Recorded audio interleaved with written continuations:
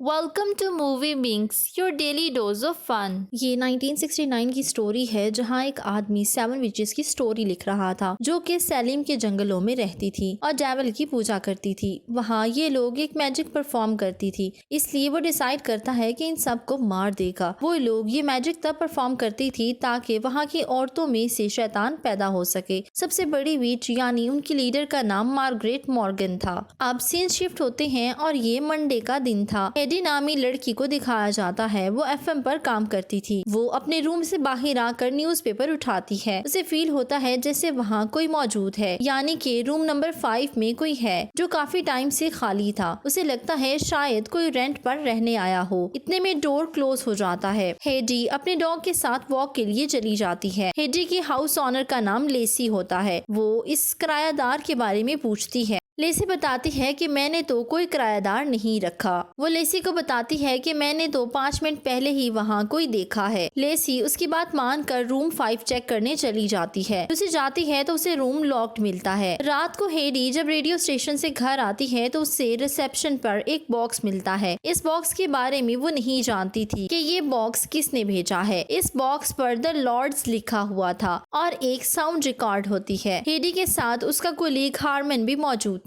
वो recording play करता है मगर प्ले नहीं होता। इतने में हेडी चेक करती है तो उसमें से बहुत खतरनाक आवाजें आ रही थी। ये सुनकर हेडी डर जाती है। सीन्स 1996 पर शिफ्ट होता है जहां विच एक औरत का बेबी पेट से निकाल रही थी। ये एक नॉर्मल इंसान था तो वो उसे फौरन से मार देती है। अब दोबारा से हेडी पर सीन शिफ्ट होते हैं जहां उसकी हालत बहुत खराब होती है। हार्मन म्यूजिक बंद कर देता है। हेडी मजीद बात नहीं करती और सोने के लिए चली जाती है क्योंकि वो बिल्कुल भी अच्छा फील नहीं कर रही थी। हार्मन वहाँ से चला जाता है। हेडी के साथ रूम में कोई और भी मौजूद था लेकिन हेडी इस बात पर जरा ध्यान नहीं देती। नेक्स्ट डे हेडी के रेडियो पे किसी राइटर जिसका नाम फ्रांसिस था, उनकी विचेस पे लिखी गई बुक का नाम सैटन लेस्टन था। वो लोग वही रिकॉर्डर प्ले करते हैं जिससे द लॉर्ड ऑफ सैलिम का नाम दिया जाता है। जैसे ही ये प्ले होता है हेडी की कंडीशन फिर से खराब हो जाती है। हेडी उसे ऑफ करती है मगर इसके बावजूद वो उसे सुनाई दे रहा था। फ्रांसिस पूछता है कि ये रिकॉर्डिंग कहाँ से आई है। हेडी कहती है मैं नहीं जानती। फ्रांसिस घर आता है तो उसकी वाइफ उसे बताती है आपका सारा इंटरव्यू रिकॉर्ड कर दिया गया है। उसने वो म्यूजिक भी रिकॉर्ड किया हुआ था। Francis the Lord of Salim नाम सुन चुका था लेकिन उसे कुछ भी याद नहीं था। अब हेडी घर आ जाती है। लेसी उसे अपनी सिस्टर्स से मिलवाती है, सोनी और मेगन। वो हेडी को अपने साथ बैठने का कहती हैं लेकिन हेडी पहले अपने डॉग को फीड करवाने जाती है। इतने में एक औरत उसके पीछे खड़ी थी। हेडी उसे नहीं जानती थी और ना ही उसे देखती है। नीचे आने पे उसे पता चलता है मेगन हाथ पढ़ सकती है। मेगन उसे बताते हुए काफी रूड बिहेव करती है जो हेडी को अच्छा नहीं लगता और वहाँ से उठकर चली जाती है। लेट नाइट उसे अपने डॉग की आवाज आती है।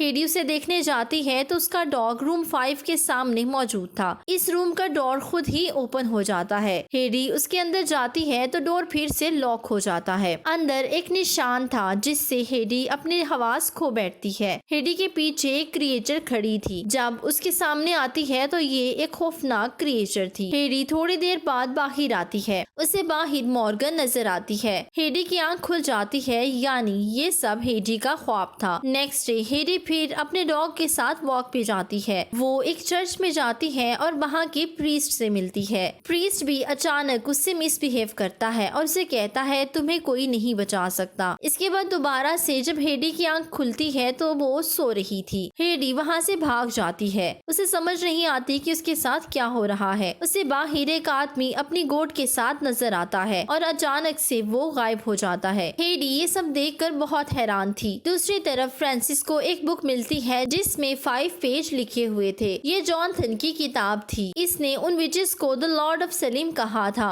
जॉनथन ने उन विचेस को 27 सितंबर 1969 में पकड़ा था। इस बात की तस्दीक मार्गरेट ने की और वर्शिप के दौरान उसे जलाया गया था। बुक के लास्ट पेज पे म्यूजिक बताया गया है जो बिल्कुल सेम वही म्यूजिक था जो हेडी को दिया गया। नेक्स्ट डे फ्रांसिस उस बुक के राइटर के पास वो डायरी लेने जाता है, लेकिन वो कहता है कि डायरी तो मेरे पास नहीं है, लेकिन मैंने ये पढ़ा था। फ्रांसिस उसे बताता है कि मार्गरेट को जब जलाया गया था तब सलीम की लड़कियों के यहाँ पैदा होने वाले बेटों को मार दिया जाएगा और शैतान उनमें से ही पैदा होगा।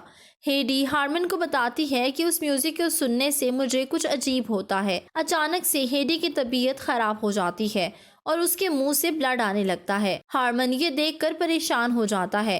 वो एम्बुलेंस को कॉल करता है। हेडी को हारमन के पीछे कुछ लोग नजर आते हैं जो हारमन को टच करते हैं तो उसकी डेथ हो जाती है। वो हेडी को पकड़ लेते हैं और उसके पेट से एक कीड़ा निकालते हैं। अब फिर से हेडी की आंख खुल जाती है। हेडी मेंटली काफी डिस्टर्ब हो चुकी थी। अब उसने ड्रग्स लेना स्टार्ट कर दी थी। नेक्स्ट डे जब वो ड्रग लेने लगती है तो वो तीनों बहनें उसकी तरफ आ जाती हैं। दूसरी तरफ हम फ्रांसिस को देखते हैं जो हेडी के बारे में रिसर्च करता है। उसे पता चलता है हेडी का रियल नाम एडलहेड एलिजाबेथ है और जोनाथन की शराइत में आई हुई लड़की भी यही है। वो उसे कॉल करता है जो मेगन पिक करती है, मगर वो रॉन्ग नंबर कहकर फ़ोन काट देती है। हेडी बेहोश थी। वो तीनों बहनें उसे रूम नंबर 5 में लेकर जाती हैं, जहां लेसी सेम मार्क बनाती है जो विचिस बनाया करती थी। इवन कि वो मार्क जोनाथन की बुक पर भी मौजूद था। वो तीनों शैतान से प्रे करके दरवाज़ा खोल लेती हैं। अब हैरानी की बात ये थी कि रूम पहले जैसा नहीं रहा था। वो चेंज होकर एक महल जैसा बन गया था और उसके सामने कोई क्रिएचर खड़ी थी। हेडी भी अब उन विचेस जैसी बन चुकी थी। वो उसके क्लोज हो जाते हैं। वो उसके 2 टेंटिकल्स को पकड़ लेती है और दरवाज़ा खुल जाता है। हेडी बिल्कुल नॉर्मल होती है। वो तीनों उसे देखकर बहुत खुश थीं और उसे रूम में लाकर सुला देती हैं। वो क्रिएचर भी हेडी के साथ होता है। नेक्स्ट डे हरमन उसे कॉल करके एक शो पर इनवाइट करता है। वो उसे मिलने का कहता है, मगर हेडी इनकार करके कॉल बंद कर देती है। लेसी हेडी पर नज़र रखे हुए थी। फ्रांसिस के आने पर लेसी कहती है कि वो घर पर नहीं है और उसे अपने घर वापस जाने का कहती है। लेसी उससे क्वेश्चन करती है तो वो बताता है कि मैं हेडी से रेडियो स्टेशन पर मिला था और द लॉर्ड ऑफ सलीम के बारे में सुना था। अब मेरे पास एक इम्पॉर्टेंट इन्फॉर्मेशन है जो मैं उसे देना चाहता हूँ। ये सुनकर लेसी गुस्सा हो जाती है और मिसबिहेव करना शुरू कर देती है। फ्रांसिस उसे इग्नोर करता है और जाने लगता है कि तभी वो उस पर पेन से अटैक करके नीचे गिरा देती हैं और आखिर में उसकी जान ले लेती हैं। रात को हरमन हेडी को लेने आया था। वो तीनों उसे रोक लेती हैं, मगर वो नहीं रुकता और अंदर चला जाता है। इससे पहले कि लेसी हरमन को कुछ कहती हेडी आ जाती है। लेसी उसे कहती है हरमन तुम्हारा बाहर वेट करे। ये सब देखकर हरमन हैरान था। अब हेडी अंदर जाती है और डोर बंद हो जाता है। वो तीनों बहनें स्टेज पर मौजूद थीं और शैतान से प्रे करती हैं। सातों विचेस वहाँ मौजूद थी और वही म्यूजिक प्ले होता है। सब उठकर स्टेज की तरफ आ जाते हैं। हेडी उन सातों विचेस के साथ एक और वर्ल्ड में पहुँच जाती है। वो हेडी को पकड़कर मैजिक परफॉर्म करने लगती हैं, जिससे हेडी का बेबी पैदा होता है जो डेविल था। इसके साथ ही हेडी की डेथ हो जाती है। अब हेडी एक नए अंदाज में सामने आती है, यानी एक गॉडेस के रूप में, जो बहुत सी औरतों की डेड बॉडीज़ पर खड़ी थी। फिर न्यूज़ आती है कि 32 औरतें मर चुकी हैं। हेडी के अलावा सबकी डेड बॉडीज़ वहाँ मौजूद थीं। मार्गरेट का ट्रायल पूरा हो गया था, यानी अब डेविल पैदा हो चुका था और सलीम की बेटियों के बेटों की मौत हो चुकी थी। वो गॉडेस हेडी गॉडेस तभी बनी क्योंकि उसने शैतान पैदा किया था। अब वो विचेस उसकी वर्शिप करेंगी और इसके साथ ही मूवी एंड हो जाती है।